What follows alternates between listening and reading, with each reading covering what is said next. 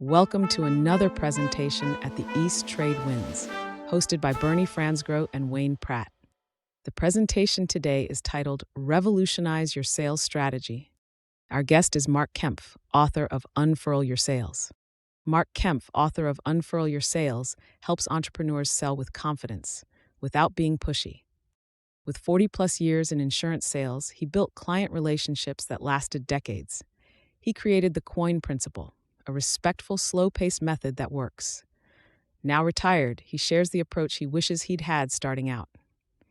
His book is a practical guide for selling with trust and ease, ideal for solopreneurs, startups, and anyone new to sales. So my purpose today really is to talk about this new book of mine that's coming out in a few weeks. And I'm just so excited about it. The reason I wrote this book is because I'm a pretty gentle kind of guy. And I had a really great career in sales, but I had to figure out a way to do that because honestly, the way we're taught to sell doesn't work at all for me.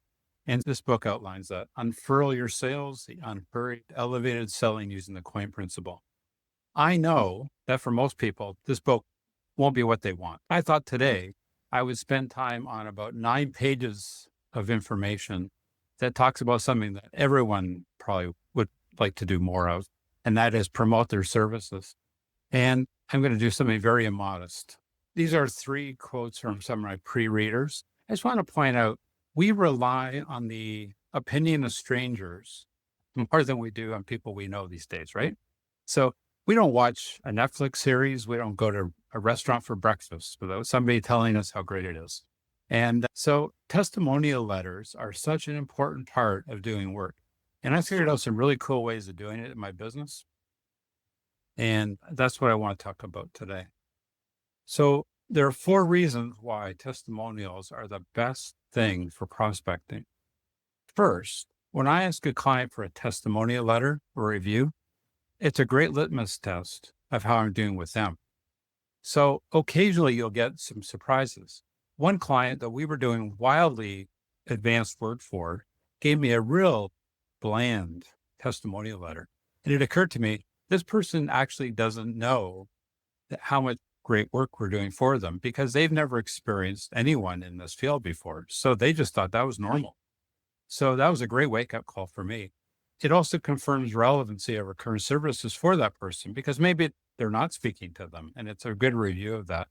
And I find that over time, I had clients for 30 years. And if I didn't do a check every 5 years to make sure what we're doing for them was what they wanted, then I could keep going off on some tangent that they didn't care about anymore, and I'm doing all kinds of work for them. It also is a chance to ask for introductions or referrals, but we don't want their kindness of giving us a testimonial letter that they have to pay for that by us asking for references. It's not supposed to cost them something to do with something nice. And people generally don't like being asked for referrals. So the way to do it is when I get a testimonial letter, I would then see it. I would investigate some prospects and I would say to them, this letter is fantastic. I really appreciate it. I was planning on talking to these 3 other people in your industry. By chance, you know them, and see what they say.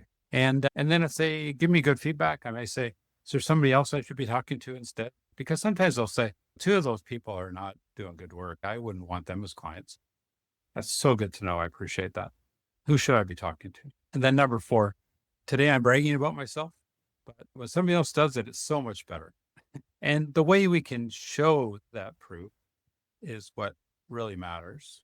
And those are the 6 magic tricks of how to use testimonial letters in meetings. So first, there's 3 types of testimonial letters, and we want all 3.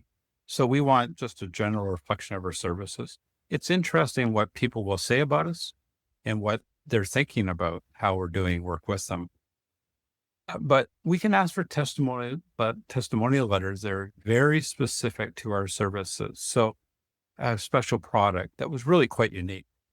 And so I went to a few of my clients that had that product only and said, could you write me a letter just about this called Beneplan, just about Beneplan?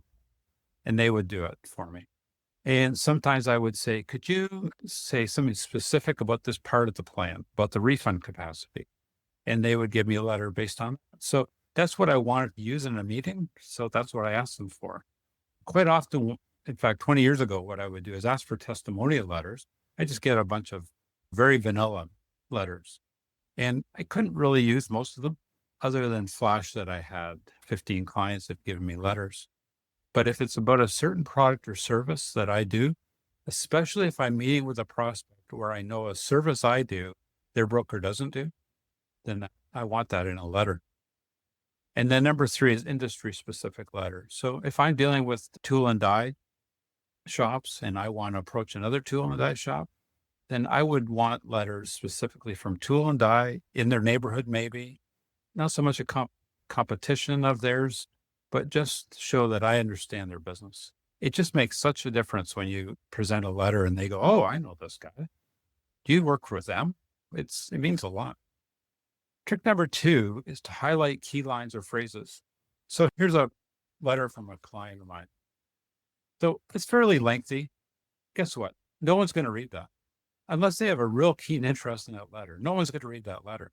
So by highlighting just a couple of lines, if I hand that letter to you, the eye naturally goes to the highlights. Somebody is going to read those highlighted points.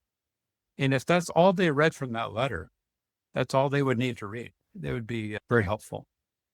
And then if I have a client story related to this, then that's even stronger. So for instance, this letter says, "We are not a large client, but you treated us as if we were a large corporation and your only client." And at the bottom, it says, "Thank you again, Mark, for treating us like superstars and for handling the matter better than we expected." So forget the bragging part. If I've gone to see a prospect and they're saying, "I don't know if our broker even cares who we are. Like they just treat us like everybody else. And we have a problem. They don't call us right away." They say, "Here's a client with 30 people. I have clients with 1,000 people and I try to treat them all the same. This client with 30 people got this help." Just outline the reason that letter was written. And suddenly you can see it wake up, right? Somebody can say, "Wow, I'm not getting that." So I don't have to drag the other brokers through the mud at all. All I do is show up a comparison of the two of us and let them decide themselves. Trick number 3, and this is the best one, is when we can tie letters to meeting subjects. So if I'm talking to a prospect and I bring with me a folder, and in that folder, I may have 3 or 4 articles and half a dozen testimonial letters. I'm not going to give that to that client, all those things. I'm going to select what I give, but I have a good inkling of what that prospect is going to want to talk about and what I can do for them. So I would have all that prepared. And then number 2, when I'm discussing a related subject to one of those letters, I try to make sure that they get twinned with the letter. So if I'm talking to a client about my broker never calls and we had a problem with a long-term disability claim and they didn't solve it for us thing, then I'm going to ask some questions. So did you explain it to them, or do you think there's any chance they just didn't know there was a problem? What did the insurer say about it? Tie it in together. And I'll be twinning that with a testimonial letter from a client so that when at the end of the meeting, and I bring out those letters and other things, I can actually show the letter and they say, "Hey, by the way, that LTD problem you had, here's a letter that talks about it." And I just stick it in the file. Don't make a big fuss. I've got 2 or 3 lines highlighted. They're going to go back and look at that letter, right? They're going to read those highlighted notes. They may not read the entire letter, or it may encourage them to read the entire letter. But by using letters as a meeting summary and key points, as I give them stuff, it is just layering on a discussion and all the positive parts about that discussion. So why would they not want to work with a guy who's solving their problems and has proof already they're doing that for other people? Trick number 4 is to tie letters to client communications. So for example, if I have a letter that has one subject that is really important to that prospect, I could say to them, "Anna wrote this letter, and I'm sure she'd love to talk to you if you wanted to give her a call." Now they know exactly who has had a similar issue, that Mark Kempf solved it for them, and I've offered to connect them to Anna. Now, I would say to them, "Don't call Anna until I speak with her first. I'll get approval, but if you want to talk to Anna, let me know." If she talks to Anna, if that new prospect talks to Anna, fantastic. That's perfect. But just being able to make the offer means a great deal. By the way, I think testimonial letters give us some privileges that we don't get any other way. So I worked with a guy once who would be forever telling people about all his clients. And he made up an entire page of all the logos of his clients. He's handing this out. I said to him once, "Do you have testimonial letters from these people? Or you asked if you can do this?" And he said, "No, they're clients of mine. I can show people who my clients are." That's true. That's true. Websites do that all the time. I'm not comfortable doing that. So I had three real name brand clients. They're just on in everyone's pantry shelf, or they're something that everyone uses. And I asked specifically for testimonial letters, and only two of the three gave them to me. No one ever knew that their client existed. I may say I've got a client in this industry, but would never tell a client that name of that company. It's just too brand, and they had not approved me to do that. So if Anna gave me a testimonial letter that talked about this issue, then I'm welcome to talk about it, open to talk about it. I would, again, ask if somebody wanted to call Anna, but I would not let them call Anna until I spoke to them. That's just honorable, I think. Number 5, video testimonials. At the end of my career, I got really into video testimonials. So clients could do a testimonial for me, which is perfect, or they can do that alone, or we can do a little Q&A with them and control it. Because again, I want it very specific to subject or industry or service or product that they're using. And so I found those extremely helpful. Now, I'm going to go back just one thing with videos. I did some videos for all my clients, information videos. I started during COVID. So I would do a 2-minute video and it would cover 3 different topics. One of the cool things I could do with that for prospecting is if I knew a prospect was having an issue, I would make sure one of those topics was related to that prospect.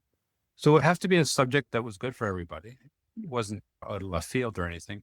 But then I could send that video and say, here's a client video I just prepared, and I'm going to send it to you. Just look it over and see what you think. Hidden inside that is this other message, right? That this prospect now is seeing me talking about their problem and their client and their current consultant's not doing that. So there's just ways of layering things together.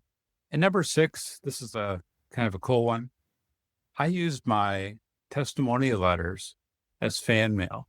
So if I was in a slump and I was feeling crummy, these letters would remind myself, hey, I do good work. Clients appreciate me. But it also reminds me of the key subjects that matter most to prospects and clients. Because if somebody fills out a testimonial letter and has 3 subjects on it, and I've completely forgot that 3rd subject even existed, that it was important to people, then maybe that's the key to restart my engine. So those are my keys to it. So the book, if you're interested, they'll be available. Target is June 17th. I think we're going to make that target. Unfurl Your Sales. I've got our website content. Okay. Thanks for your attention. Unlock the full potential of networking with East Trade Wins. Are you eager to connect with our esteemed guest speaker and delve deeper into the ever-expanding universe of connections? Simply scan the QR code now and embark on a journey of endless opportunities. Join us at East Trade Wins, where we gather online via Zoom every Tuesday from 8 to 9 a.m. Eastern Standard Time. Whether you're a seasoned professional or just starting out, you're welcome to connect with us. Seize the moment, register for free, and start exploring today. Fancy sharing your insights as a guest speaker? We're looking for you. Reach out to Wayne Pratt to ignite your speaking journey.